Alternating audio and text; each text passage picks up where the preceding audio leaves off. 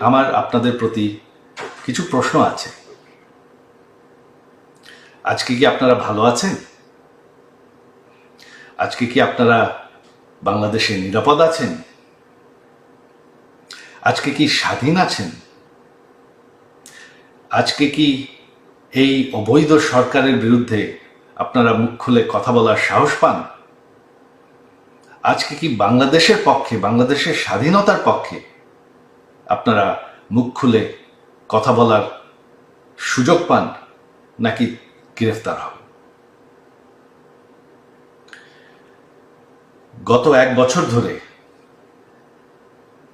এই অবৈধ অনির্বাচিত রাজাকারদের সরকার অবৈধভাবে ক্ষমতা দখল করে আছে।